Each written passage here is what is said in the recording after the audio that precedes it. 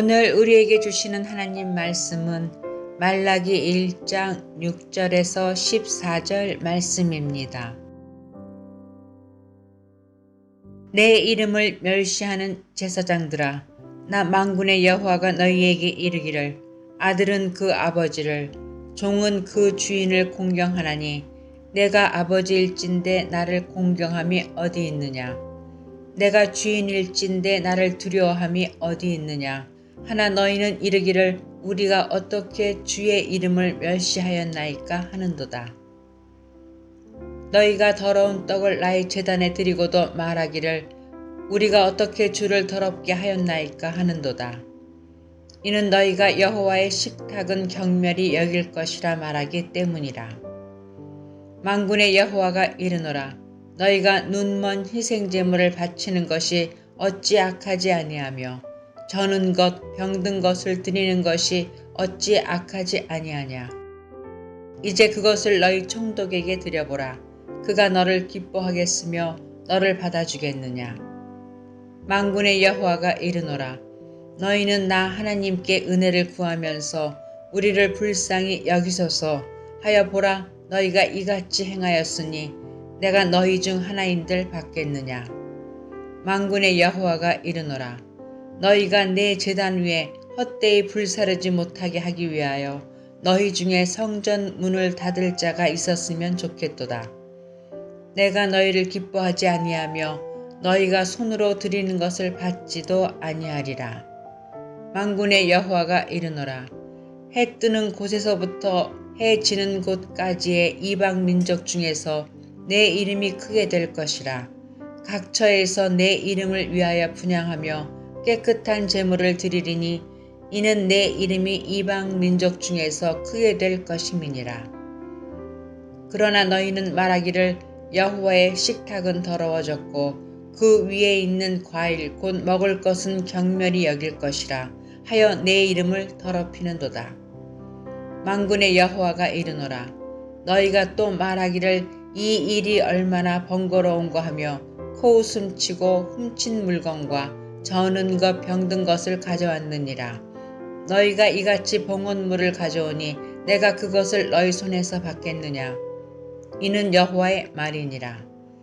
짐승 떼 가운데 수컷이 있거늘 그 서원하는 일에 흠 있는 것으로 속여 내게 드리는 자는 저주를 받으리니 나는 큰 임금이요 내 이름은 이방 민족 중에서 두려워하는 것이 됨이니라. 만군의 여호와의 말이니라.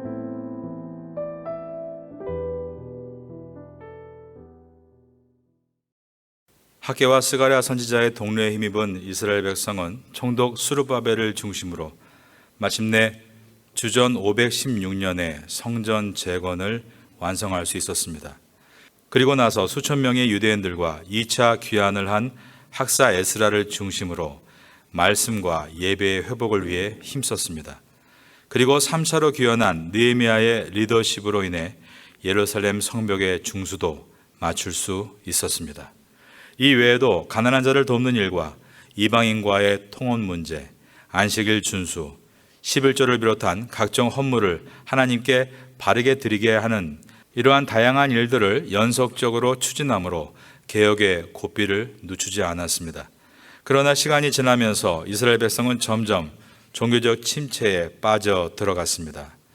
비록 약속의 땅에 거주하면서 하나님의 언약 공동체로 살고 있었지만 여전히 페르시아에 속한 작은 식민지에 불과하다는 생각, 즉 포로지에서 돌아왔지만 엄밀한 의미에서 포로 생활은 끝나지 않았다는 회의적인 인식이 이스라엘 백성 사이에 팽배해져 갔습니다.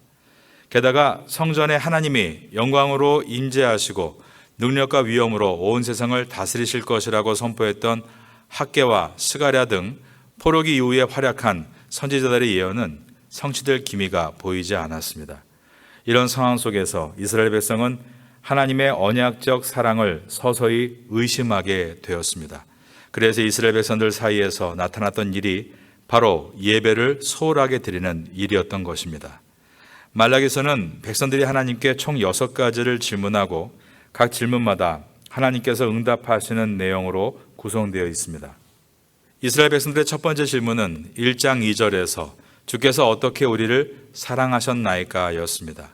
이 질문에 대해서 하나님은 내가 야곱을 사랑하였고 에서는 미워하였다라고 대답하십니다. 이 뜻은 행위 여하에 따른 사랑이 아니다라는 뜻입니다. 야곱의 후손인 이스라엘이 에서의 후손인 에돔보다 뛰어나서 더 사랑하시는 것이 아니었다는 말씀입니다. 행위 여하에 상관없이 하나님께서 사랑하시겠다라고 결단하신 운명의 사랑, 예정의 사랑을 뜻합니다. 여러분, 이런 사랑이 인간 사이에서 어디에서 발견됩니까? 부모의 사랑에서 발견됩니다. 부모는 자식이 감옥에 가도 사랑합니다. 사회 어느 곳에서 기회를 주지 않아도 부모는 자식에게 다시 기회를 줍니다. 그러므로 이 뜻은 하나님께서 이스라엘을 자녀로 사랑하신다는 뜻이었습니다. 이스라엘 백성들의 두 번째 질문과 답이 들어있는 부분이 오늘 본문인 말라기서 1장 6절에서 2장 9절까지입니다. 두 번째 질문에서는 제사장들이 하나님께 질문을 합니다. 오늘 본문의 첫 절인 1장 6절을 보겠습니다.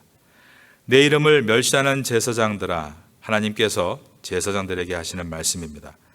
나 만군의 여호와가 너희에게 이르기를 아들은 그 아버지를 종은 그 주인을 공경하나니 내가 아버지일진데 나를 공경함이 어디 있느냐, 내가 주인일진데 나를 두려워함이 어디 있느냐 하나. 그 다음 보시면 제사장들이 하나님께 이같이 질문을 했다는 것입니다. 너희는 이르기를 우리가 어떻게 주의 이름을 멸시하였나이까 하는도다. 그리고 7절을 보면 너희가 두려운 떡을 나의 제단에 드리고도 말하기를, 그 다음 보시면 우리가 어떻게 주를 더럽게 하였나이까 하는도다 라고 질문을 했습니다. 이 제사장들의 질문에 대해서 이제 하나님께서 대답해 주시는데, 첫째로 제사장들의 패역함에 대해서 말씀하셨습니다. 그 내용이 오늘 본문의 마지막인 1장 14절까지이고, 둘째로 제사장들이 말씀을 바르게 가르치지 않은 것에 대해서 말씀하셨습니다. 그 내용이 내일 보게 될 2장 1절에서 9절인 것입니다. 하나님께서는 제사장들의 패역함에 대해서 7절 하반절에서 다음과 같이 말씀하셨습니다. 이는 너희가 여호와의 신탁은 경멸히 여길 것이라 말하기 때문이라. 그러시면서 그들이 한 일을 말씀하시는데 8절에 보면 만군의 여호와가 이르노라 너희가 눈먼 희생제물을 바치는 것이 어찌 악하지 아니하며 저는 것 병든 것을 드리는 것이 어찌 악하지 아니하냐라고 하셨습니다. 이것은 그들이 살아있는 예배를 드린 것이 아니라 형식적인 예배를 드렸다라는 뜻입니다. 하나님께 드리는 예물은 점도 없고 흠도 없는 짐승을 드려야 했습니다. 그 목적은 제물을 드리는 사람의 마음이 점도 없고 흠도 없고 준비하기 위한 다짐이고 하나님께 살아 숨쉬는 인격적인 예배를 드리기 위해서였습니다. 그런데 제사장들이 눈 멀고 다리 절고 병든 짐승을 잡아서 제물로 드렸다는 것은 살아있는 인격적인 예배는 다 사라지고 어떤 의식으로서만 예배가 드려졌다는 뜻입니다. 여러분, 왜 유다 백성들의 예배가 이렇게 형식적인 것으로 타락을 했을까요? 하나님의 언약에 대한 그들의 실망이었다라고 말할 수 있겠습니다. 그들은 바벨론 포로에서 돌아온 후에 성전만 지으면 당장 어떤 일이 일어날 줄 알았습니다. 그러나 성전을 재건한 후 수십 년이 지나고 있음에도 하나님은 어떤 특별한 일을 보여주지 않으셨습니다. 그래서 그들은 하나님께 대한 기대보다 현실적인 세계화에 적응하는 것이 더 중요하다고 생각을 했고 그러면서 예배는 점점 형식으로 전락하고 말았던 것입니다. 다시 말해 유다 백성들은 하나님을 마치 귀찮은 노인처럼 뒷방으로 보내버리고 만 것입니다. 보통 집에 나이가 많으신 노인이 있으면 젊은이들 중에는 노인을 귀찮아하면서 어쩔 수 없이 식사를 차려대는 사람들이 있습니다. 마치 하나님을 그렇게 여겼다는 것입니다. 하나님께서는 그들에게 너희가 나에게 드리는 그 눈 멀고 다리 절고 병 걸린 짐승을 총독에게 한번 갖다 줘보라고 말씀하십니다. 8절 중반입니다. 이제 그것을 너희 총독에게 드려보라. 그가 너를 기뻐하겠으며 너를 받아주겠느냐. 이 뜻은 사람에게도 하지 않을 일을 하나님께 하고 있다는 뜻입니다. 왜 하나님께 이렇게 하고 있습니까? 하나님께서 예배 가운데 살아서 인격적으로 찾아오신다는 것을 생각하지 않기 때문입니다. 우리가 예배를 드린다와 본다에 대해서 많은 설교를 들었기 때문에 그 내용을 잘 알고 있습니다. 우리는 예배를 와칭 TV 하듯이 보지 않고 예배를 드려야 한다는 것을 머리로는 잘 압니다. 그래서 내가 몸을 교회로 이끌어서 예배에 참여하고 있으니 나는 예배를 잘 드리고 있다라고 생각합니다. 그러나 예배를 정말 하나님과의 인격적인 만남을 갖기 위해서 드리는가 자신을 돌아봐야 합니다. 저는 주일 예배 전에 본당에 20분 동안 먼저 앉아서 기도할 때 참 행복합니다. 제가 설교자이기 전에 제가 예배자인 것을 생각하게 해주기 때문입니다. 그때 정직하게 기도합니다. 하나님, 저는 오늘 설교하러 이 자리에 온 것이 아니라 하나님께 예배 드리기 위해 나왔습니다. 물론 1년 52주를 늘 깨어있는 것은 아닙니다. 분주할 때가 있고 생각이 다른 곳에 가 있을 때도 있고 여러 가지 근심으로 머리가 혼탁한 상태에서 예배를 시작할 때도 있습니다. 그러나 언제나 예배를 진정으로 사모하는 성도가 되고 싶은 마음으로 다시 예배로 찾아나갑니다. 저는 목사란 타이틀보다 성도란 타이틀이 너무 좋습니다. 저는 제가 죽고 제 묘비에 신태선 목사가 잠들다라기보다 신태선 성도가 잠들다라고 남기고 싶습니다. 그리고 하나님의 나라에서 영원한 성도로 하나님을 예배하고 싶습니다. 하나님께서 말씀하시는 눈 멀고 다리 절고 병든 재물을 드리지 말라라는 것을 오늘날 우리에게 어떻게 적용할 수 있을까요? 우리가 드리는 헌금이 어디에서 왔는가를 생각하라는 말씀입니다. 내가 번 돈이 합당한 돈인가? 이것을 생각할 때 삶이 건전해질 수 있고 온전해질 수 있습니다. 도박으로 번 돈을 헌금하고 요행으로 번 돈을 헌금하면 계속 하나님께 요행을 바라게 되고 이번 한 번만 도와주시면 제가 이만큼 드리겠습니다. 그러면서 하나님께 제안을 하게 됩니다. 이것은 하나님께 드리는 것이 아니라 하나님과 딜을 하는 것입니다. 하나님은 우리에게 필요한 것을 주면 당신에게 필요한 것을 주겠다라고 딜할 수 있는 그런 존재가 아니십니다.